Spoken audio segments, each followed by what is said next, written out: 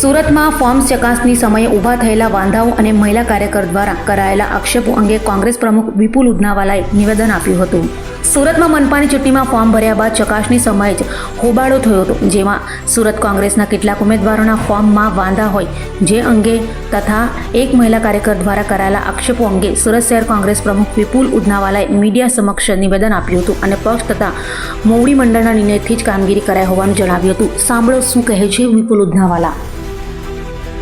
આપના પરિચય વિપુલ ઉદનાવાલા, સુરત શહેર કોંગ્રેસ પ્રમુખ. આજે હિયરિંગ હતું, ક્વેરી સામે આવીને કે પ્રમાણે સોલ્વ કરવાનું. આજે જે ચૂંટણીની પ્રક્રિયા હોય છે સ્કૂટીની, એ સ્કૂટીની હતી તમામ સેન્ટર ઉપર, અને તમામ સેન્ટર ઉપર ઉમેદવારો જે ચૂંટણી લડવાના છે એ તમામ લોકોને બોલાવેલા અને એમના ટેકેદારોને બોલાવેલા એમના પુરાવા સાથે.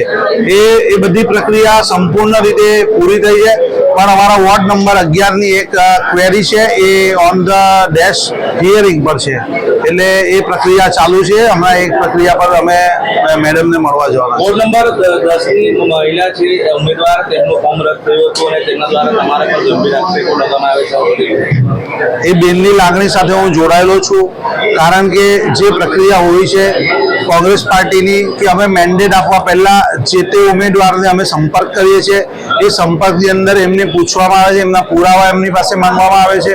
તે સમય દરમિયાન તેમની સાથે ટેલિફોનિક એટલે કે મોબાઈલથી સંપર્ક નહીં થવાથી એને અમારા જે ઓબ્ઝર્વર આવ્યા હતા અમારા ગુજરાત પ્રદેશ કોંગ્રેસના જે મેન્ડેટની સાથે, અને તેમને તે દરમિયાન એમનો સંપર્ક નહીં થવાથી અમે એ મિસકોમ્યુનિકેશનના કારણે અમારે નવા ઉમેદવાર ઊભા રાખવા પડ્યા અને એના લીધે એમનું ફોર્મ રદ થયું છે. Ward number